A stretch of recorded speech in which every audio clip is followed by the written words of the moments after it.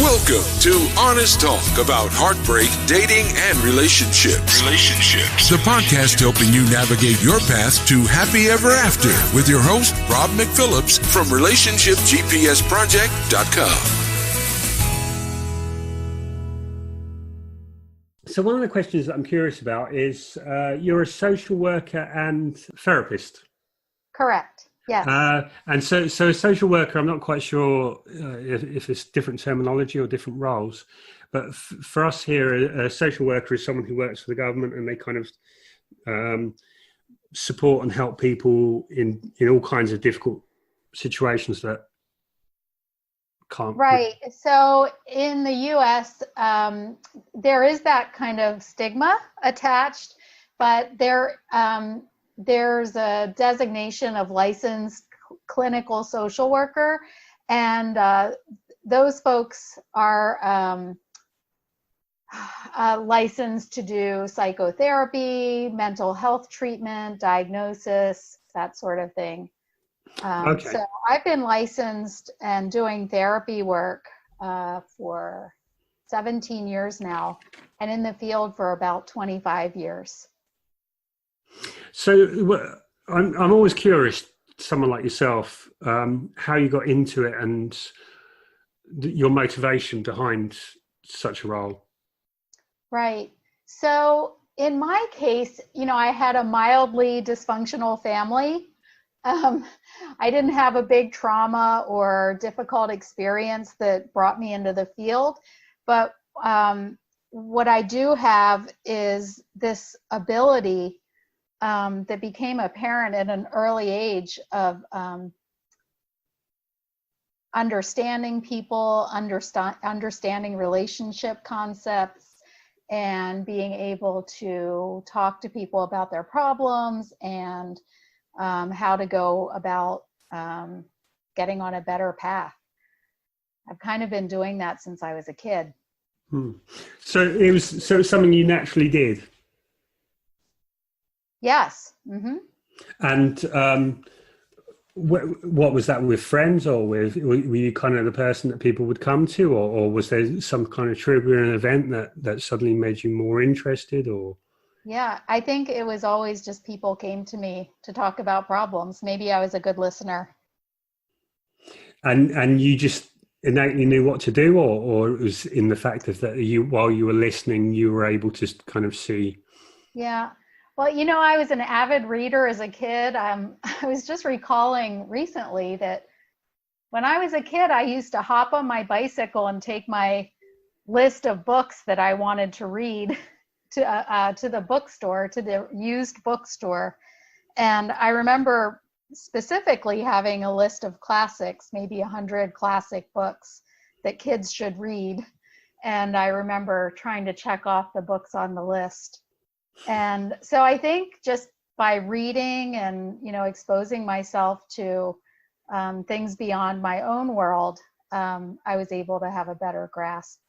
And I suppose I can relate to that in that when you're trying to work out ideas and you've learned something and you get excited by that and you see that as a way out, and you then can see that in someone's situation and you're quite enthusiastic and you want to share that with them. Yeah. And exactly. you kind of, it's a way of learning. So, but one, I'm digressing, but one thing that's quite curious is I remember reading you were familiar with the Myers-Briggs personalities? Right. Mm-hmm. And I remember them saying that was the characteristic of one that you'd have like you'd read a whole row of library books, or you'd have a list that you'd want to work through of books to read. Which personality? I think it was mine. It was one similar to mine. Mine is INTP, but I'm kind of borderline with INTJ. Do you know which you are? I think I'm a former ENFP and now more like an INFP. Oh, okay, that's interesting. Often introverts kind of learn ways of reaching out and becoming more sociable, but it's normally I would think more common to go from I to E than E to I. Right. Well, I think in the work that I do, I just kind of need to take some time and go inward more often now. Yeah, I can imagine. I used to get charged up by the external, or having the extrovert experience.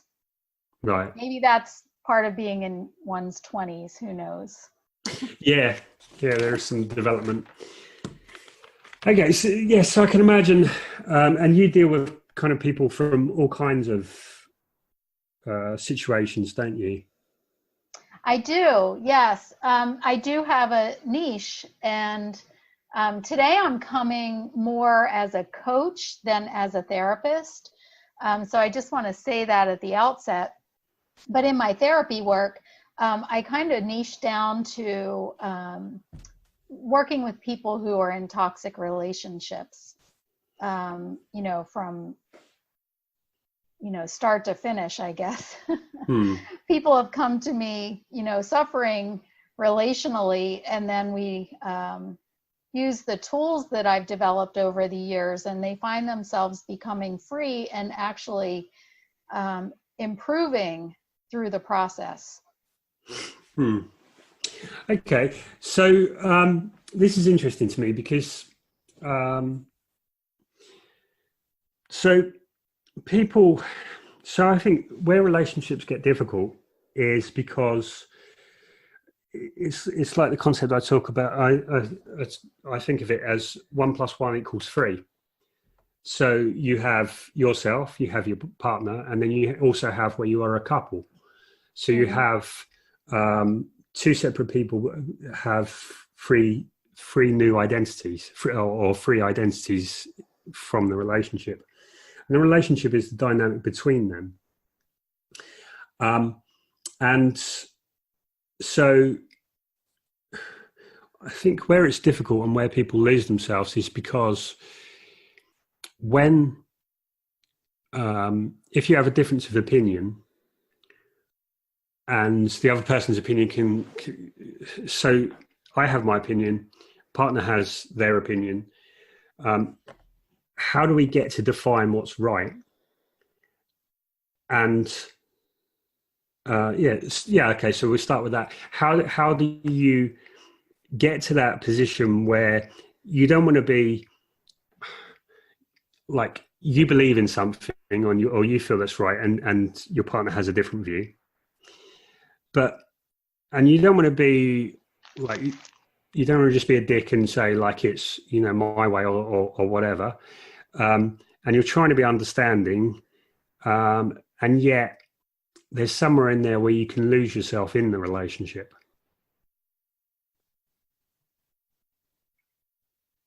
Okay, so this is exactly what I do, Robert. I love this question, and I'm taking notes as I hear it, because there's a lot of components to what you just said. What I would like to start with is kind of my signature line, and this is similar to what you said about the 1 + 1 = 3, but it's similar but different at the same time. It's along those lines, but here it is. And usually, I'll just go back for a second. When I meet with someone in the first or second time of meeting, I kind of go through these steps and say, I have 6 words to say, and that will be foundational to the work that we do together. And if I don't lead up to those 6 words, it probably just will go unnoticed, and you'll say, oh, that's so obvious. What's the big deal? Everyone knows that. And so I kind of say all of that, and then I say, are you ready to hear the 6 words? And they'll say, yes, I'm ready to hear the 6 words. And are you ready, Robert, to hear the 6 words? I'm ready. Okay. The 6 words are, I am me, you are you. Okay. That's it. So go ahead. So really what you're saying is it's about having a clear sense of boundaries and a clear sense of grounding in your own identity. even more basic than that, that I am a self, you are a self. And a lot can come out of that, but that's foundational to relationship. So without having to like determine your boundaries and figure out who you are and all of that, just at a very fundamental level, I am a self. And I look at it when I'm talking to people, I'll say, imagine that you're a circle and the other person is a circle. So I am me, you are you. And then I see myself, for the purpose of discussion, as a circle and they're a circle. And, circles can change sizes. So there's, becoming big or becoming small or being, just right. And so then I'll say, it's necessary for there to be two big circles in order to have a healthy relationship. So when I heard you say, lose yourself in relationship, I'm thinking, oh, someone just became small, rather than two people being the same size circle. Okay, so what you're saying is, in terms of being small, it would be where you accept someone else's reality and let go of yours. Right, going against the self for the sake of the relationship.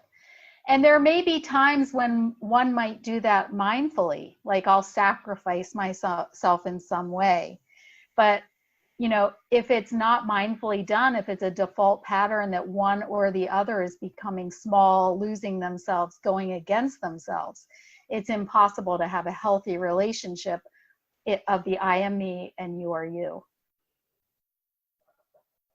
Okay. So, like the prerequisites for that to happen, for someone to shrink themselves, is either a need for the relationship,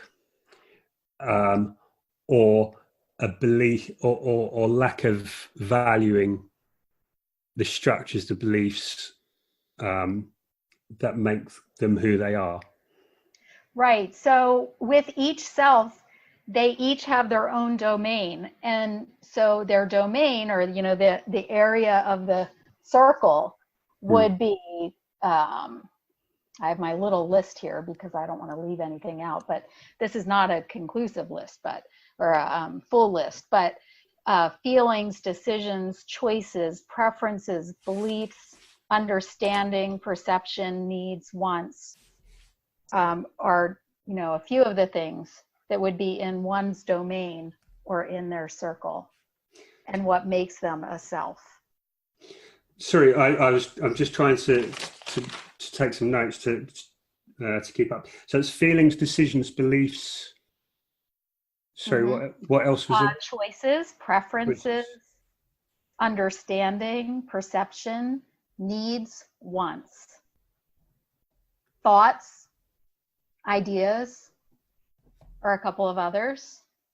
Okay. So, and so what you're saying is these are the basic structural components by which people lose themselves within a relationship.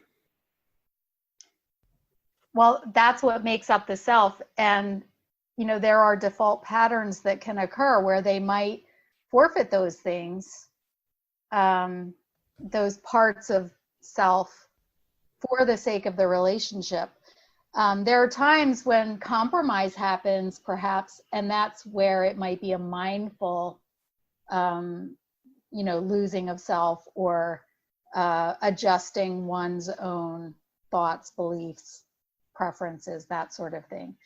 The idea is to go into a place of mindfulness rather than a default pattern of losing oneself.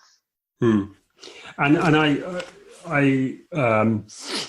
would imagine most people aren't really aware of. Most people aren't very mindful. They aren't really aware of what they're conscious of, what they're doing. They do it unconsciously rather than consciously. For example, I think a lot of the relationship issues come about from conditioning and the way that relationships are framed, and romance, and all those kind of ideas. And so it's easy to lose yourself because you're not conscious of what actually makes you who you are. Right, or that you are. Yeah. Just recognizing that I am a self, and then building from there up. Okay. And there are people that people will get into relationships with who are adamant, like they're not going to change. They don't change for anyone. And this is a lot of the times where people will lose themselves. Right. And, I've seen people become the brains or the hands or the feet for another person. So, if there's no explicit declaration or conversation or terms and agreements, the person that has a tendency to become small or lose themselves in another person may begin to try to think for the other person or do for the other person. And then, that's a form of losing oneself on behalf of the other. And that sets itself up for a toxic relationship. Okay. So this is interesting. Now, I want to start by how do you define what is a toxic relationship? At the very basic level, if two selves are not engaging as the same size circle or in their fullness of self. Okay, but I can think of, there can be examples where people may be different size circles. Yeah. Someone may come into a relationship, they've been battered literally or figuratively by life, and they're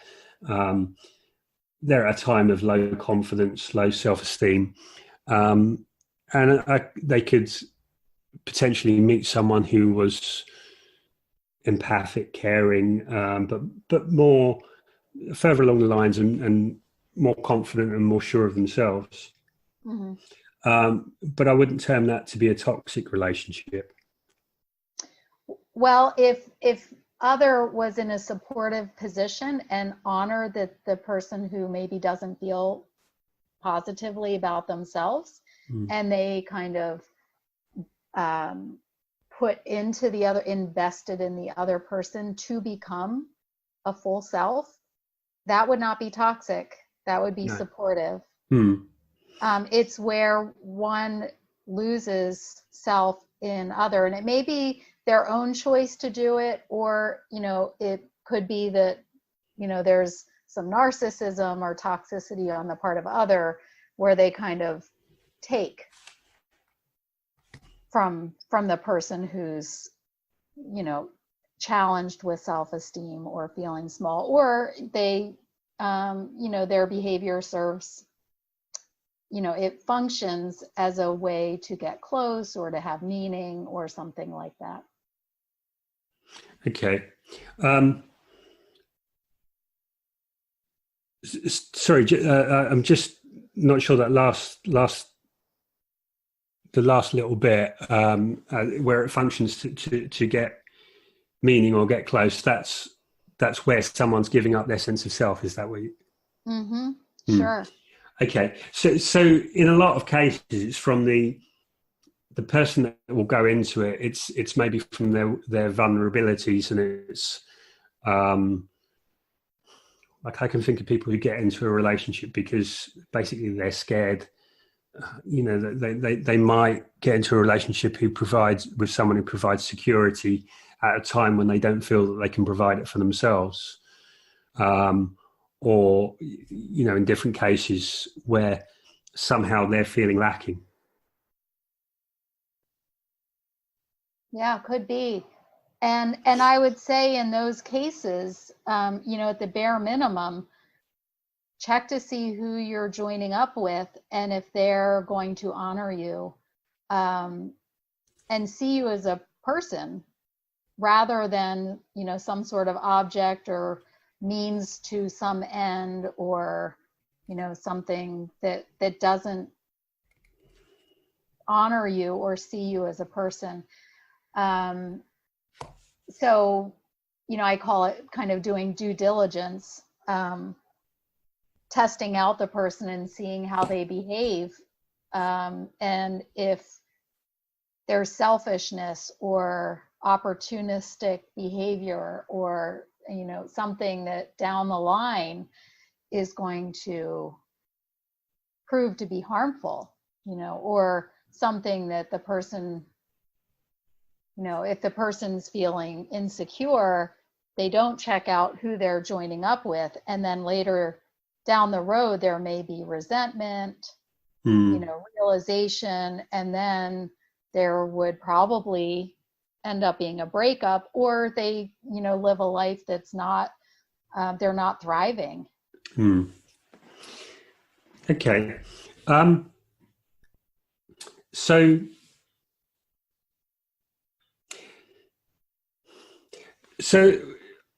allied to the fact that, you know, that people have different points of view, and so people will make up a story because everyone wants to be, in our own heads, we're you know, the world is slanted as though we're right, and so I see sometimes that the person who's controlling calls the other partner controlling. The person who's manipulative will call the other person manipulative. And sometimes people will give labels to people, you know, like say that it is a toxic relationship, or their partner is a narcissist. So could you speak to how would you define the signs of a toxic relationship? So I'll go back to the I am me and you are you, and the 1 + 1 = 3.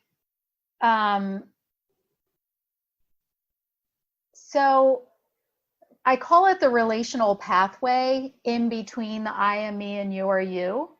Okay. And so it's not just automatic. There's two separate people, and then they can choose to travel a relational pathway.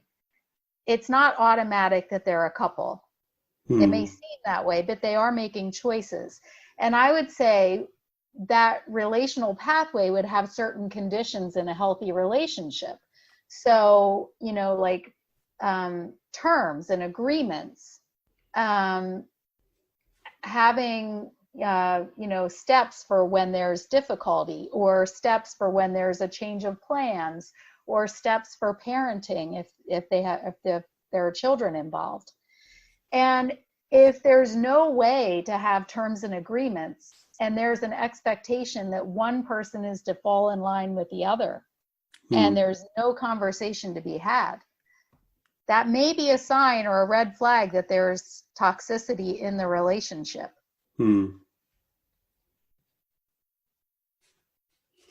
Okay. So where, and this goes back to your idea of one circle being larger than the other, where one has more authority, one has more say in the relationship. And, you know, there can be a leapfrog component to that, because people can switch back and forth. Okay, that's, you know. And what kind of situations do you see where people might switch back and forth? So there could be codependency in a relationship. Let's say one is selfish and does whatever they want to do, let's say. And then the person who may have some codependent tendencies would assist that person in doing whatever it is that they're doing. And then they gain control, because I don't have a specific scenario in mind. I'm talking in concepts, but then there's kind of like, there could be like an owing to the person who has done everything for the other person, and they expect things Okay. in return, or they have a position in the life of the other person. So there's kind of like, there could be a debt to pay, or based on the positioning that the other person kind of depends on them, so they have power that way that they exert to stay in the relationship. So, you know, it's kind of like creating a false sense of safety on both parts. Does that make sense? Yeah, so that they kind of slip into these roles that support each other in whatever way that they see themselves. So the one that's the enabler sees themselves as a good person, selfless, and giving themselves up for the other, and the other person sees themselves as the leader, or the one like doing things that they might be deciding, but for the good of the other. Right. You know, over functioning. Right. Okay. So so it's essentially where one has more say of the relationship than another. But would you say there's other signs of a toxic relationship that you typically see? So, you know, there's language, like using words that make others small, like you're crazy, you're nuts, you're just such and such, you're just a bad person, kind of black and white language, is language that makes the other small, unless they know, of course, what's up and they don't assume role of small.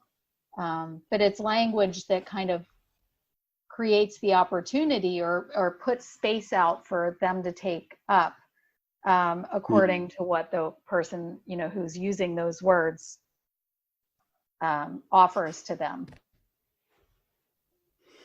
Okay. So okay, so where this is kind of going to, which, you know, the one I'm thinking about is lots of people talk to me about, and it's usually after a breakup, and they look back and they see, or someone else has points out that they've been in a relationship with someone who's narcissistic. I'm imagining you probably see a lot of those type of relationships, or people after those type of relationships. Yeah, and one thing I've noticed is there is a lot of thinking on the behalf of the narcissistic person, a lot of trying to figure out what's going on for them, or, you know, are they coming back? They're, you know, it depends on the level of realization and the desire of the person, you know, whether or not they've left the relationship, or if the narcissistic person has left them. You know, there can be all kinds of scenarios. You know, in some cases, one might try to figure out the situation of the other if, you know, perhaps they have a rejection wound. And hopefully what has happened is they realized what was going on, and they said, I want to be a self and I'm running for my life. And then they cease thinking about the other person as much as possible, move through the pain of it, and then go on to healing and reestablishing their sense of self. Is that your experience? Because I what I find speaking to a lot of people who would class themselves having been in a relationship with a narcissistic person, is that seems to be the person they're still hung up on. Yes,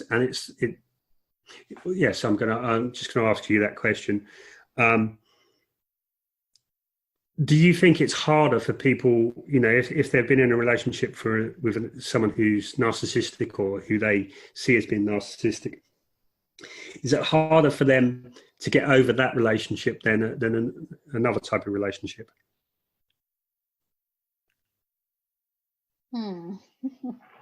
I think, you know, many breakups are hard.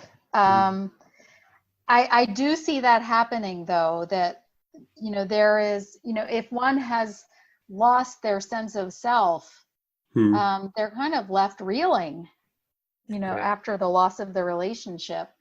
And so it's kind of like they're trying to find their parts, the pieces to their self. And they may be so embedded in other that that seems to be where to go find those pieces.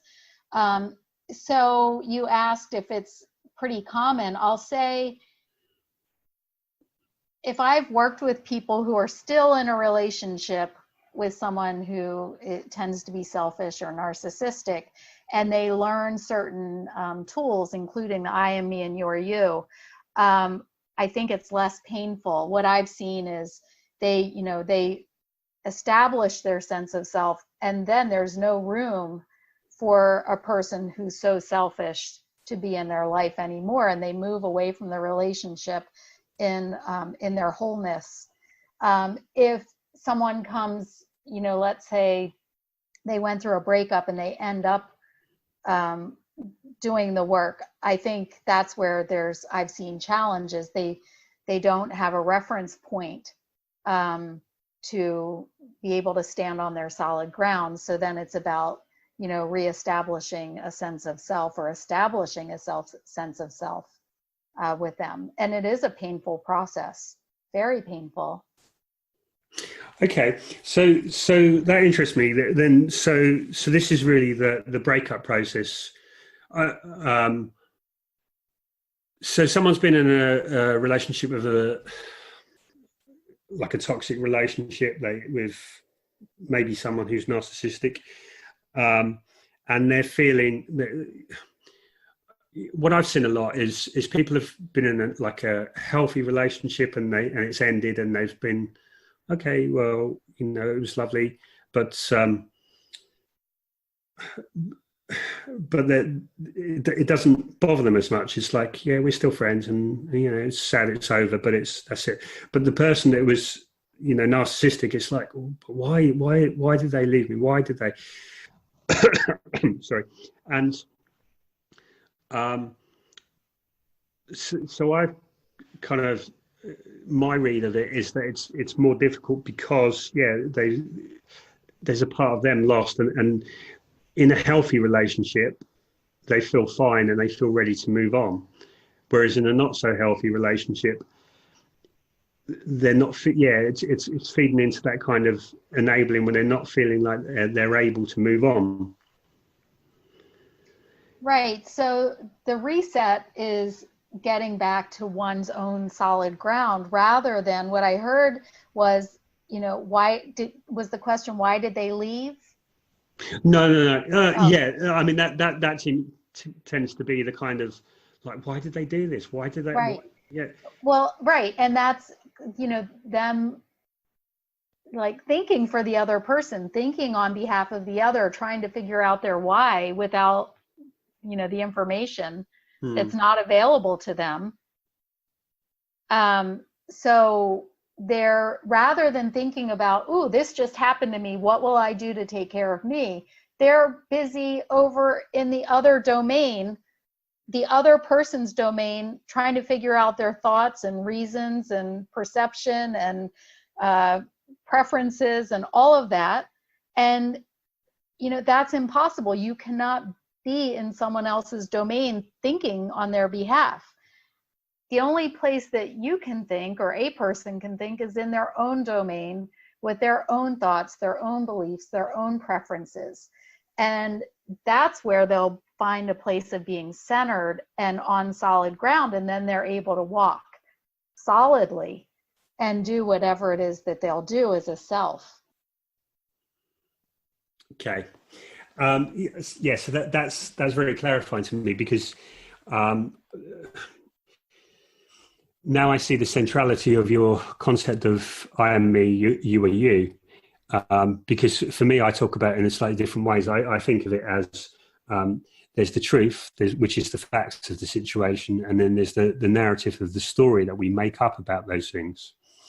And where lots of relationship difficulties are because we take our stories and we mistake them as facts. And so we say, like, you didn't put out the rubbish because you're you don't care, or you just don't care about me, and all these kind of things that we read in. So what you're talking about in terms of I am me, you are you, is a sense of deal with reality rather than your story of reality. Right. So I call that finding the truest thing in the room. And that is your truth, and not, the words that you just heard might be the truth.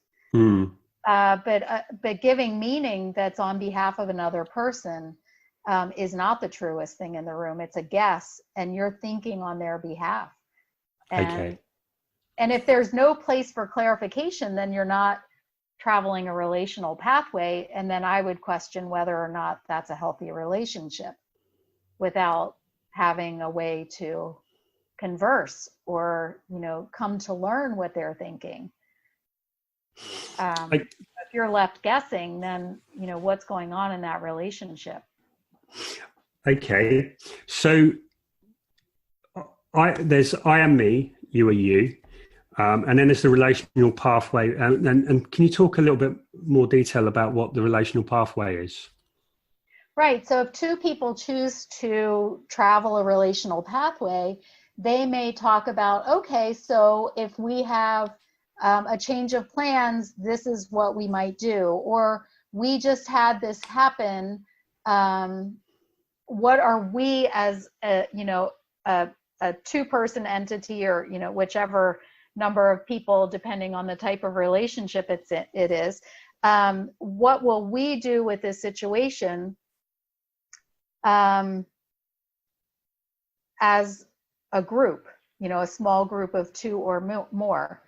And it's kind of that entity of multiple people that would be the relational pathway. In a breakup, here's an example. So there's the I am me and you're you. We've just had a breakup. Very often, people will try to travel the relational pathway and say, let's meet up one more time to talk about breakup, and they call it closure. Yep. Right? Yeah. Now, if there are two people who are operating in their healthy, full selves, and they do that, they may gain a lot from it. If it's an unhealthy relationship, one person is seeking to meet for closure, the other person maybe not so interested, or perhaps they're interested, they go meet up, they travel the relational pathway, they have mixed feelings, they act as if they're a couple again, but they're really breaking up, but they're really acting as a couple. They're traveling the relational pathway, but it's not clear, and it might be confusing. And sometimes those situations are better off without that closure time. It just depends on what the terms are, or if there are terms, right? Without terms, it can get very confusing. Yeah, and often there's they're meeting because they're hurting, they don't want to hurt anymore, and maybe one or more wants to get back together, and it's so many different emotions and motivations that they're not even aware of. Right. So what you're talking about is being very clear communicationally, and being very conscious and mindful about what you want, and expressing yourself and what you need from the other person. Right. And whether or not traveling the relational pathway is the best idea, Okay. Especially in a breakup. And so by the traveling the relation, it means talking. Right. Mm-hmm. Or behave. It could be emailing. It could be decision making. Anything that would be the group rather than individuals. Okay. So then you're moving closer rather than moving away from each other or separating. Okay. So now, what happens in such a case where someone's in a relationship, or even finishing or ended a relationship with someone who's not a very good communicator. And I'm thinking there are men, women often say about like a number of men just won't talk, can't talk. What does someone do in such a case? So rather than pushing, pulling, convincing, begging, what I like to recommend is that people learn the art of send outs. So rather than me trying to get you to do something, I learn how to send out from me what it is that I feel, think, want, need, expect, prefer, believe, agree with, disagree with. And I present that to the other person who may not be a great communicator. And they, as a separate person, may or may not travel the relational pathway to join with me in conversation. They may express themselves in a way that I might be able to understand. And if not, seek clarification. But by sending out, I'm not overtaking that person in an effort to travel the relational pathway. And I'm not trying to pull them along. Okay. So I'm guessing you have some frameworks or structures that you give to people to do these send outs. Right. So yeah, there's like little scripts that come along with doing send outs. If you give me a little bit of a scenario of someone who is this in a breakup or okay. Is it in a relationship? Well, let's say someone's not happy in a relationship, and it's like, I want to have a talk. And for a lot of men, and men have told me that that's the most terrifying words they've ever heard, and it immediately shuts them down. So how does someone communicate to someone that doesn't want to listen? Not because they don't, not because they're not a good person, they're just not equipped to deal with that, or don't think they are. Right. So the person who's sending out, I would challenge them to check in with their own value system. And, by sharing information with someone who may not want to listen, you're choosing to travel, or invite the person to travel the relational pathway. And then I would say, use language that is according to your value system, whether it's kind or honest or graceful or, I'm not sure what, there's various things that would be in a value system, but, to send out something to that person and then they take it or leave it. But you're sending it out according to your own value system. And I'm not sure what the message would be. Is it a breakup message or is it an invitation to connect? Yeah, it would be where there was a problem and they would want to okay, so this kind of where you have the two circles. So what you've got in this example is one, typically as a generalization, maybe the woman is more happy and more comfortable to talk about things. It's natural for her. Whereas for the man might say, it's not comfortable. I don't want to talk about it. We don't need to have this discussion. I don't want to do that. So there is a point if you're, and I know the natural thing for all of us is, we talk about this all the time and it's about being conscious and it's about being mindful. But there are some people that don't go along with that idea. And it doesn't mean that they're necessarily the people that are going to be toxic. They might be perfectly nice, caring people, but they just don't subscribe to the idea that they need to talk about it. So she's here, she's in a relationship with, he's a good man, but he just doesn't want to talk about the relationship. And there's a point where if you're going to say that this is the only way that we can work on it, where her circle is getting bigger and his is shrinking. And so I'm just thinking aloud here. That seems that that's an area where by, like the roles can reverse, if that makes sense. Mm-hmm. It comes down to who moves whose feet. Yeah.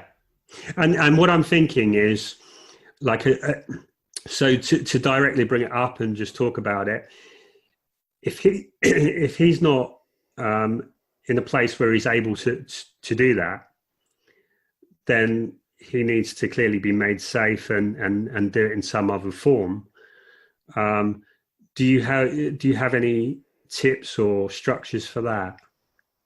Right. So, a send out that I'm thinking of might be something like, I would like to have a conversation with you. There's something that's on my mind. I recognize that you, as a separate person, may not appreciate talking in the same way that I do, based on what you've said in the past, and based on what I'm seeing right now, that it seems like you're moving away from the conversation. I'd like for you to know that this is very important to me, and I would like to invite you to let me know under what conditions would it feel better or possible for you to have a conversation with me. That might be a good start. Okay. And what do you find is typically the response? Someone. I mean, is this something you come across quite often, where men are reluctant or afraid of having an open discussion about their relationship? Right. So I think anyone who is sensing that other is creating the space for them to be small, or they're trying to move them without them being in agreement, that they're not going to be as motivated or receptive or interested perhaps in engaging. So they may disengage. And there, of course, in the system, there's history and relationships in the past and, parent relationships and all of that kind of sets the stage. So, with that in mind, what I've seen in many situations is that if the person who may want something really works at establishing that the other person is a self and that they honor them regardless of agreement or disagreement, but they recognize and they make it known, look, I see you as a person, I care about you as a person. Maybe they don't care about them as a person at the moment, but they honor them as a person, and they say, I really want to invite you to the table. I recognize that you're you, I'm me. We may have a difference. I would like to invite you to come sit and talk with me. Now, of course, this is my language, but something along those lines that just really goes down to that basic place, because, I am me and you are you. Because if I sense that you're coming to me and you're not seeing me as a me, I'm going to go into kind of like a fight or flight mode, because it's actually like a threat to self. Becoming small is like a threat to one's life, their sense of self. So those are the kinds of reactions, the reaction to that experience is what the other person will have in front of them. But if they honor the other person and it's not threatening to their self, whether they agree or disagree or there's a wrongdoing or whatever it might be, if they come to the table and say, look, I see you. I realize you're different than me.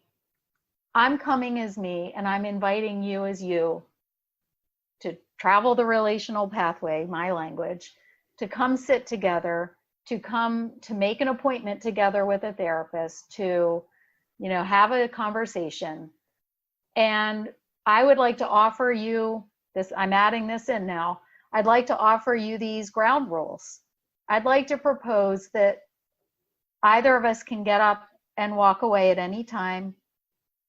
I propose that if one of us walks away, we return to the conversation within 24 hours.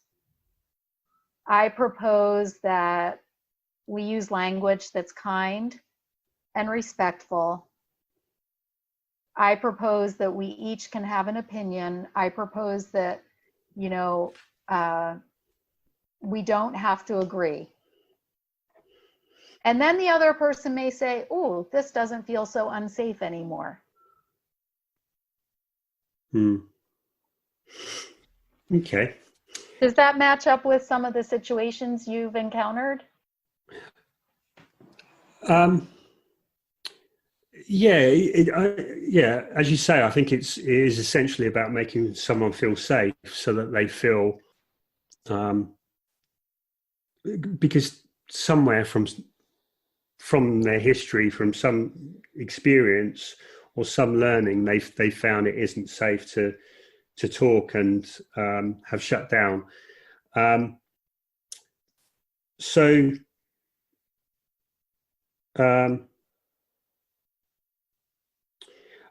Okay. So now my question is, so when someone's coming out of that toxic relationship, and maybe he's just saying it in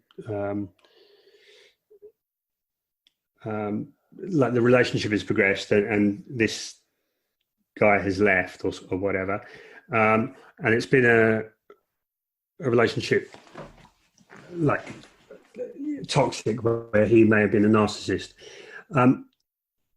How does how does she then get over the feelings of loss of worth and the small self and just get over the general breakup feelings? Right. So, first recognizing I'm a person, and as a person, I have rights. I have the right to be seen as a person. I have the right to operate as a person. And then recognize that there is pain when there's loss, or there are feelings. Maybe it's anger. Maybe it's not necessarily in the hurt realm. And then making a determination to refrain from traveling the relational pathway and to focus on one's own internal self, to move through the experience, the pain, the sadness, the anger, the sense of loss, the loneliness, the regret, move through all of those things without seeking to fix it by going back to the relational pathway. And so, there's pain either way, but by making a determination to go through it without returning to the relational pathway, then they will be creating safety for themselves and also developing a sense of self and repairing a sense of self. Okay.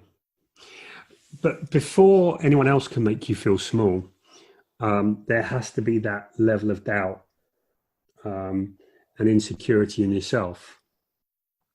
Right. So complicity is a legal term, and it's assisting in breaking the law.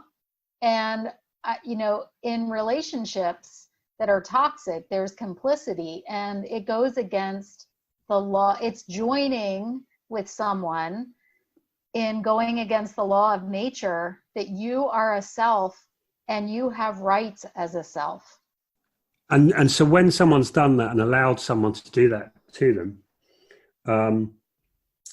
it's first them that doesn't see themselves. It's first them that doesn't value themselves. And so how, in your experience, where do people who are feeling like they're not worthy and they're feeling that they don't exist or whatever, the beginning bit is the difficult. So where or how do you help them to find that, or what is the process that they kind of come to make that start? Right. So, I'd like to go back just one moment and say there are plenty of strong self people who end up in situations where they become small. And the complicity factor, it can be based in trickery. There are people who, do toxic things, and people are not aware of, those tactics. Not that everything is on purpose in a toxic relationship, but there are those where, someone is a predator or does toxic things. And it may not be that the person allowed them. It may be they didn't realize that there was trickery and tactics being used, and they just kind of fell victim to those tactics.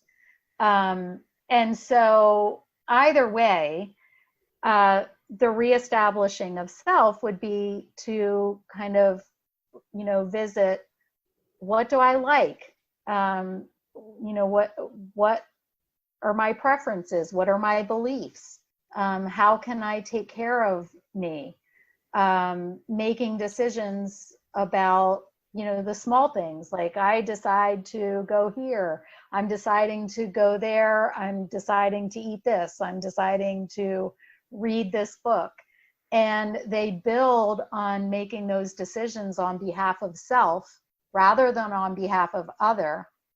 And, they build their own infrastructure of self.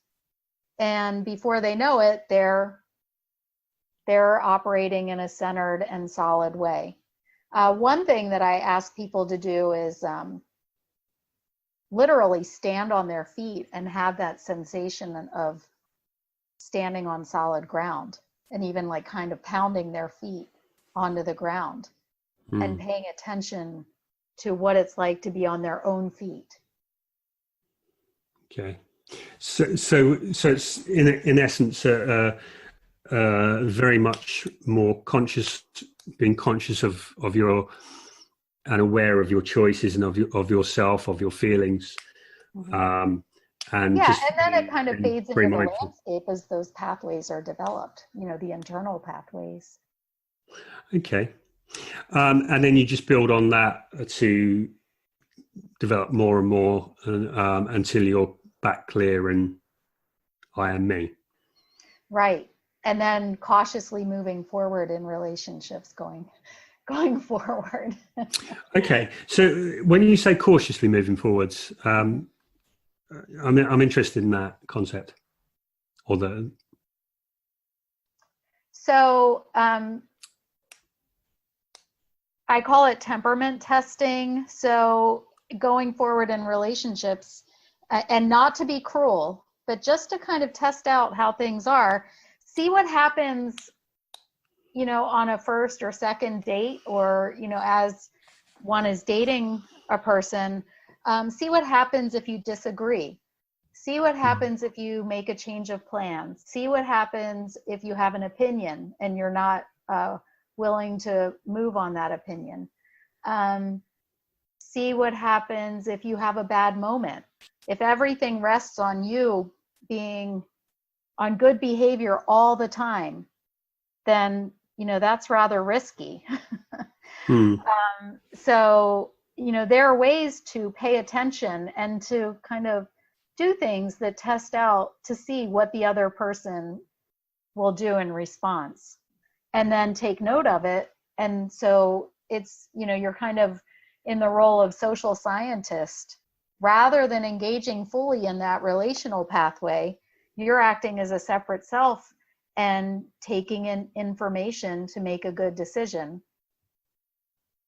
And then if it seems clear, then start proposing terms and agreements. It could be a statement of preference, like, I like to do it this way, or I prefer if, we end up having children, I'd like to parent this way. What do you think? And then they're building a relationship that is healthy and based in the I am me and you are you, and then having terms and agreements as part of their relational pathway. Okay, so in essence, it's about being very much conscious and mindful. People often say that they, like very early on, they ignored gut feelings, or certain things happened and they like, hang on, but they kind of allowed that to go and didn't listen to themselves. But what you're saying is be very conscious of all your instincts and aware of where things might not seem to tally up. Right, and maybe make some determinations about non-negotiables. Yeah. Like have a deep grounded sense of self and what you're looking for and what is acceptable for you and not. Right. Okay. So we've talked a lot about the negatives of relationships, but I mean, the whole point of having relationships is the positives and how they make us feel. And so I'm interested in, we've talked about signs of toxic relationships and the nature of a toxic relationship, but what for you would be like a healthy, fulfilling, loving relationship? Well, so safety, operating as a self in the relationship, being seen, and then out of that, if there's not this like leapfrog of becoming bigger, and both people are feeling safe and grounded and being seen, and there's a structure for terms and agreements, or the opportunity for terms and agreements to be made, then they can move into creativity and activities and loving behavior and building and growing, and so without all of that like circular behavior, like going around in circles and arguing and getting stuck and ruminating and all of that, worrying, becoming detached, becoming, flatlining where they're kind of despondent. If that's not all happening, they can move into like this, growth and expansion and love and creativity. So kind of growing the circle and both growing together. Right. So there's one question in that in about, the sense of self, and so I see what you're saying, and it makes sense about, being yourself, and you never want to lose yourself. But isn't there something about the relationship where somewhere there is a part of not losing yourself in a bad way, but losing yourself in a more positive, in a healthy way, like where your sense of self is, it's healthy in a sense, but there are limits to yourself, and there's the limits of your ego. There's the limits of the way that you think, and we're limited by that. And is there a point where we lose, whether the relationship helps us go beyond the limitations of the self? Oh yeah, absolutely. So once it's established that both people are have rights as individuals, or ourselves, and are seen, then it's safe to really join together. And in a healthy relationship, there's that reference point of, hey, are you okay with this? Or, hey, I see you over there. I'm checking in with you. But overall, it's very safe, and they can join together. Absolutely. Yeah. And I suppose, and the prerequisite for that is basically a sense of trust, and I think that's what you're talking about with safety, is in the sense of when you trust the intentions and motivations of the other person, and that you know that you're safe, you can let go. It's kind of like a fairground ride. We go on fairground rides for the joy and the thrill of the ride, but we only do it because it's a safe context. And so right. So, each morning, wouldn't it be nice to say to one's partner, I choose you today? And so it's not that you give up your ability to choose. It's with choosing, or with choice, that you spend your day with that person and kind of get lost in them, get lost in each other, and join forces. But there is that reference point of, ultimately, I will be a self and take care of self, but I found you to be worthy of joining together, and I choose you today. Okay. I mean, that for me, that kind of wraps up the whole journey. Is there any key concepts that you'd say that we've missed in this discussion, or I think that's a really good overview of what I found to be really, really powerful in being a healthy self in the context of relationship. Okay, well, it's been fascinating to hear